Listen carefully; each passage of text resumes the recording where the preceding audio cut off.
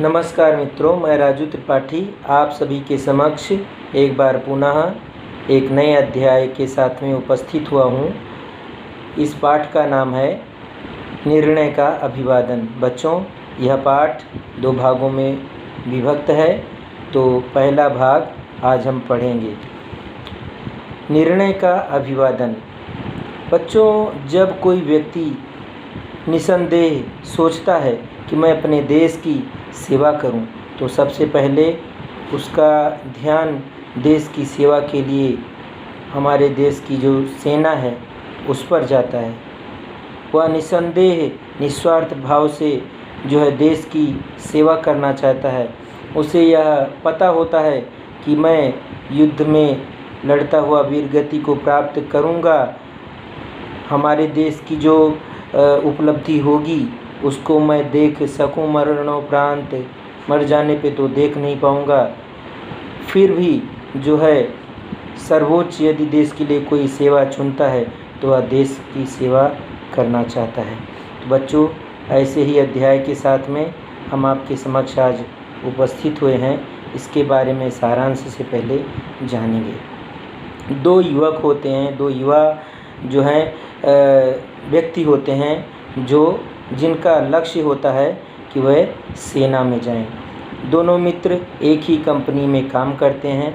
वह बहुउद्देशीय कंपनी होती है जिसको हम इंग्लिश में मल्टीनेशनल कंपनी कहती हैं। मल्टीनेशनल कंपनी वह होती हैं बच्चों जो एक से अधिक देशों में होती हैं और उनके जो है प्रोडक्शन होते हैं, जो उत्पाद होते हैं अनेक देशों में होते हैं।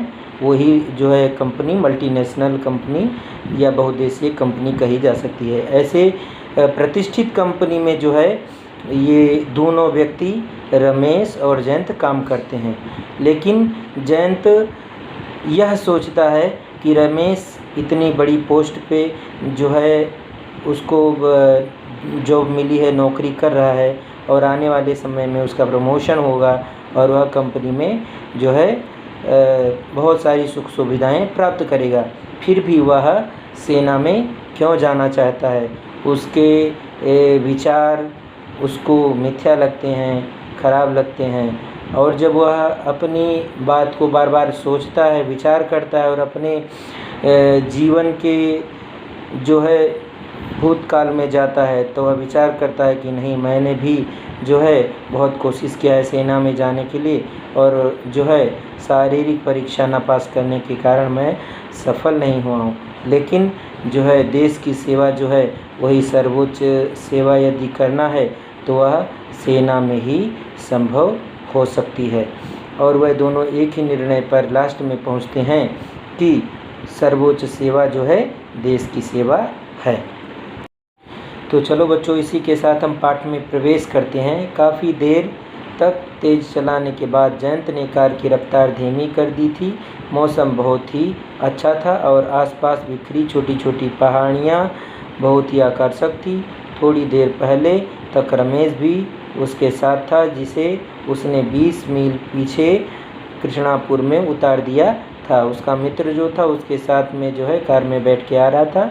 इसको जो है 20 मील पहले जो है वह छोड़ देता है। 20 मील पहले अर्थात बच्चों जो है करीबन होता है 30 किलोमीटर पीछे पहले उसने उसको उतार दिया था, अपने मित्र रमेश को। कौन उतार दिया था?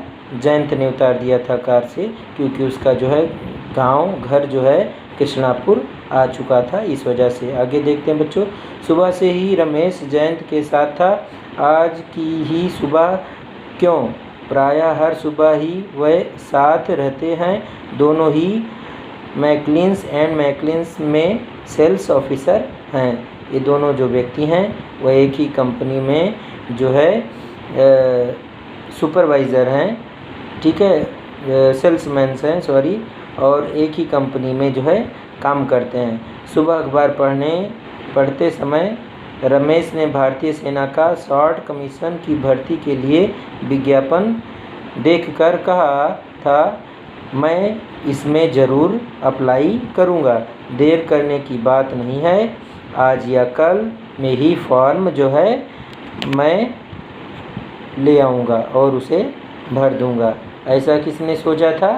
रमेश ने सोचा था, क्योंकि जो है सेना में शॉर्ट कमीशन की भर्ती जो थी वह निकली हुई थी और उसके विज्ञापन को जो है अखबार में वो देखकर प्रभावित होता है और उसमें जो है अपना आवेदन देने के बारे में सोचता है। ठीक है, आगे देखते हैं बच्चों। जयंत को आश्चर्य हुआ था। रमेश को इन दिनों अच्छा वेतन मिल रहा था और कंपनी में उसकी बहुत इज्जत थी। वेतन के अतिरिक्त कंपनी उसे हर तरह की सुविधाएं दे रही थी और बड़े अधिकारी में भी उसका बहुत सम्मान था। क्या है बच्चों कि जयंत रमेश की ये बातें सुनकर कि वह सेना में जाना चाहता, वह अप्लाई करेगा सेना में जाने के लिए, शॉर्ट कमीशन की जो भर्ती है उसमें, ये बातें सुनकर जयंत काफ़ी आश्चर्यचकित हो जाता है कि रमेश को जो है अच्छा वेतन मिल रहा है और जो कंपनी के आला अधिकारी, बड़े अधिकारी हैं, उसमें उसकी पकड़ है, पहचान है, उसको सम्मान मिलता है, पैसे मिलते हैं, फिर यह जो है यह नौकरी छोड़कर क्यों जाना चाहता है? क्योंकि यहाँ पे उसको सारी सुविधाएं मिल रही हैं। आश्चर्य नहीं कि किसी दिन उसे और अधिक वेतन भी मिलने लगे। वह सोचा कि यह भी आश्चर्य नहीं किया जा सकता है कि उसे और भी वेतन आने वाले समय में मिल सकता है, क्योंकि वह काम बहुत अच्छा करता था और उससे जो वहाँ के अधिकारी थे, कंपनी के जो भी लोग थे, वह उससे बहुत खुश थे। लेकिन रमेश सेना में भर्ती होने की ही बातें किए जा रहा था। उसकी बातों में उत्साह था और वह कह रहा था, यदि मेरा चयन हो जाए तो यह मेरे लिए सौभाग्य की बात होगी। क्या है बच्चों कि देश के लिए यदि किसी का चयन हो जाता है, देश की सेवा के लिए यदि किसी का चयन हो जाता है तो उससे वास्तव में सौभाग्य की बात दूसरी हो ही नहीं सकती है। इसलिए रमेश ने यदि ऐसा सोचा था कि वह सेना में भर्ती होने के लिए, यदि वह ऐसे सोचता है कि वह उसके लिए उत्साह की बात है या उसके लिए सौभाग्य की बात है, तो वह निश्चित ही सौभाग्य की बात है, क्योंकि हम सभी को सबसे पहले देश सेवा करने के लिए ही तत्पर रहना चाहिए। आगे ये देखते हैं बच्चों। सौभाग्य जयंत धीरे से हंसा और मन ही मन रमेश की भावुकता का मजाक उड़ाने लगा। क्या है, जो रमेश जयंत है सॉरी, वह सौभाग्यवश मतलब अचानक वह जो है हंसता है और अपने मन ही मन में भावुकता भरे जो है भावुकता भरे आवाज़ में जो है वह मजाक उड़ाने लगता है। किसका? रमेश का मजाक उड़ाने लगता है। वह क्या सोचता है, क्या कहता है, वो देखते हैं। इतने अच्छे वेतन की नौकरी छोड़कर फौज के लिए प्रयत्न करना भावुकता नहीं तो और क्या है? क्या कहता जयंत? इतना बड़ा नौकरी, इतना ऐशो आराम, इतनी सुख सुविधाएं जो है इसको त्याग देना और जो है फौज में नौकरी करने के लिए प्रयत्न करना, ठीक है, ऐसी भावुकता दिखाना ये मूर्खता नहीं है तो और क्या है? ऐसा जो है जयंत सोचता है। इतना अच्छा वेतन और इतने आराम की ज़िंदगी, फिर फौजी बनने के लिए प्रयत्न करने का प्रश्न ही कहाँ उठता है। वह कह रहा है कि यदि इतनी अच्छी नौकरी हो मिले और इतना अच्छा वेतन मिले, ऐशो आराम मिले, तो फिर फौज में जाने के लिए प्रयत्न करने की क्या आवश्यकता है। यह सब सोचते हुए जयंत को बहुत सारी पुरानी बातें याद आने लगी। शुरू में फौज में जाने के लिए उसने कितनी तो कोशिशें की थी। फौजी अफसर बनने की उसकी कितनी अधिक इच्छा थी। यहाँ पे बच्चों जयंत अपने बीते हुए भूतकाल में जाता है और सोचता है, विचार करता है कि वह फौज में जाने के लिए कितना प्रयत्न करता है, कितनी कोशिश करता है कि वह फौजी अफसर बन सके। यह चीज़ जो है यहाँ पर जयंत सोच रहा है। लेकिन जयंत का हर प्रयास जो है असफल हो जाता था। उन दिनों वह कमज़ोर भी तो बहुत था।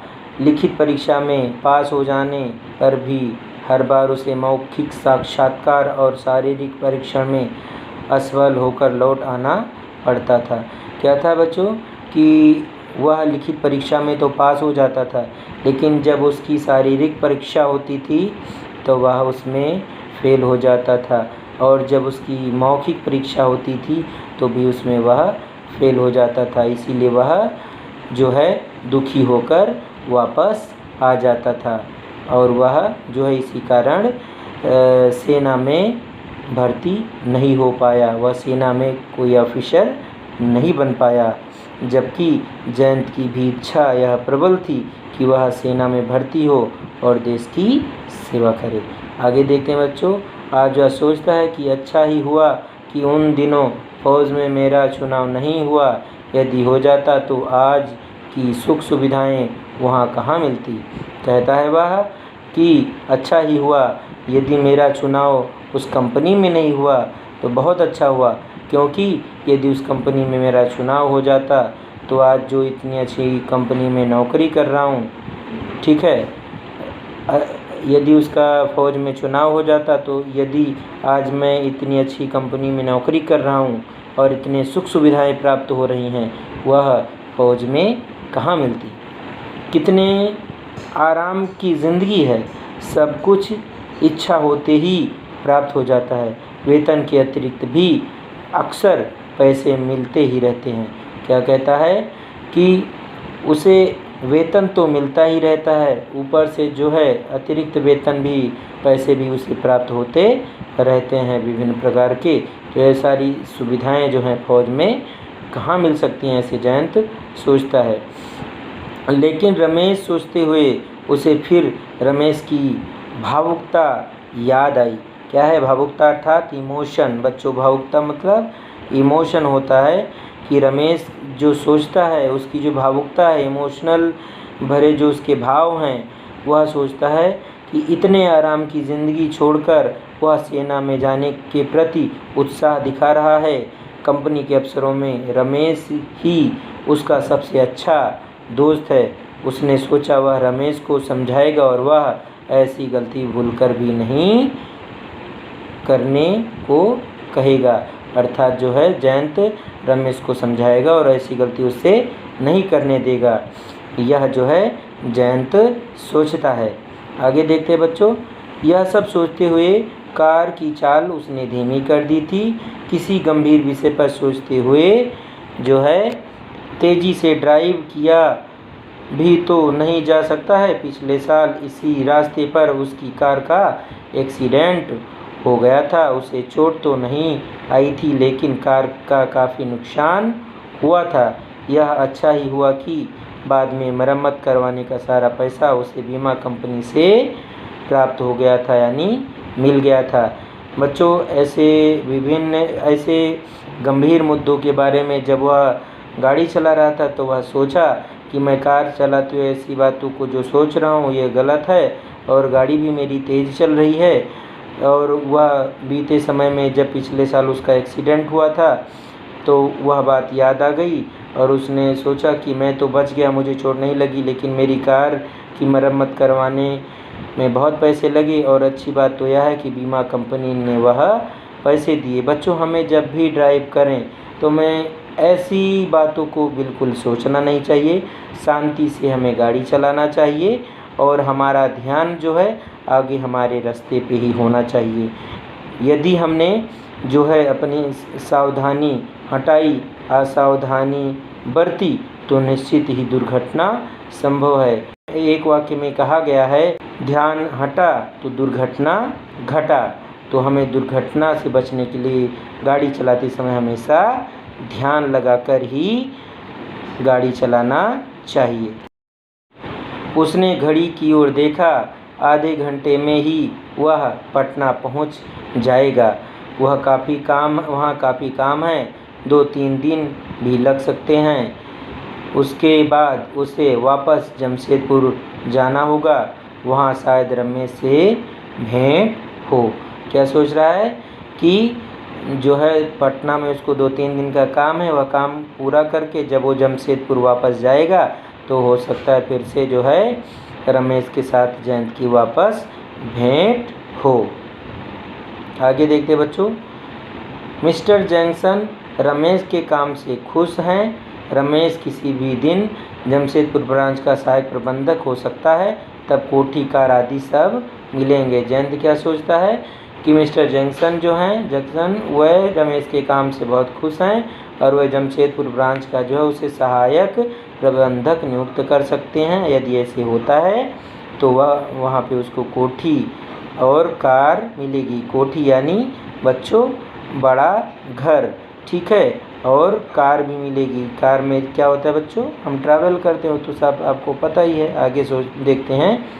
सोचते हुए उसे हल्की सी ईर्ष्या हुई।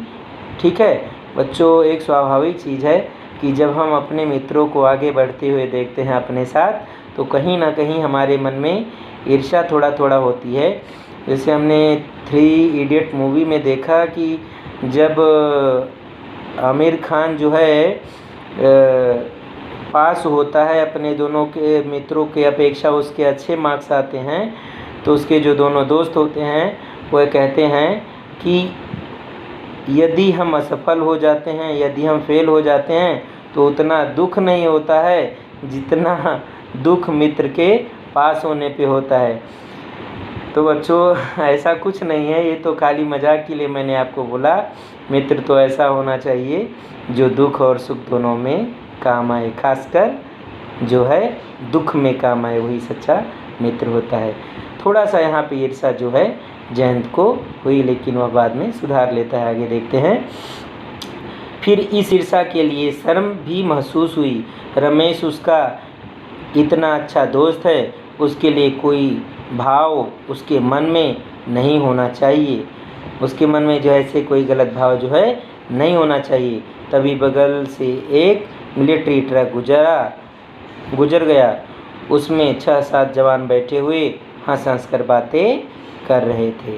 ठीक है, जब वो ये सारी चीज़ें सोच रहा है और उसके मन में जब ऐसी ईर्ष्या हुई कि उसके दोस्त को बड़ी पोस्ट मिलेगी, ऐशो आराम, गाड़ी, बंगला सब मिलेगा, तो उसके मन में थोड़ा सा जेलस उत्पन्न हुआ। लेकिन उस सोच से तुरंत बाहर निकला और इतने में जो है एक ट्रक मिलिट्री का जा रहा था। उसमें जो जवान थे वह ठहाके मार के हंस रहे थे और मुस्कुरा रहे थे, सब बहुत खुश थे। आगे देखते हैं बच्चों। जयंत को फिर शुरू के उन दिनों की याद आने लगी जब वह सेना में भर्ती होने को बहुत उत्सुक था। उसके पिता की कितनी इच्छा थी कि वह आर्मी ऑफिसर बने। वह स्वयं सेना में रह चुके थे और अक्सर लड़ाई के दिनों की बातें किया करते थे। जयंत फिर अपने पुराने दिनों के बारे में सोचता है और वह कहता है कि उसके पिताजी जो थे वह सेना में ऑफिसर थे और वह जो है सेना में काम करते थे, और फिर जब घर पे आते थे तो अक्सर जो है जो लड़ाइयाँ हुई थी उसकी बातें वह किया करते थे, जो बचपन में जयंत को सुनने से वह जयंत काफ़ी प्रभावित हुआ था। अब शहर दिखाई पड़ने लगा था।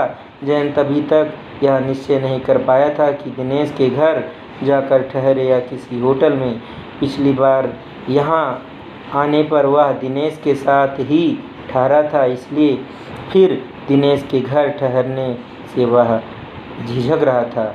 एक दिनेश होता है, उसका मित्र होता है, वह भी इनके साथ काम कर रहा होता है, लेकिन वह पटना में रहता है और जो है यह सोचता है कि जब मैं पिछली बार पटना आया था तो उसके घर ही टिका था, उसके घर ही रुका था, लेकिन इस बार फिर यदि उसके घर पे रुकता हूँ तो यह अच्छा नहीं है। उसको थोड़ा सा जो है ख़राब सा लग रहा था।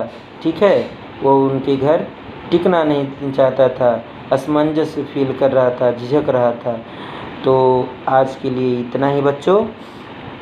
कल अगली बार फिर से मैं अगले पार्ट भाग 2 के साथ आपके समक्ष उपस्थित होऊंगा। तब तक के लिए आप सभी को धन्यवाद। खुश रहें, मस्त रहें, पढ़ते रहें और भगवान से कामना करें कि जल्दी से हम सब स्कूल में मिलें। धन्यवाद।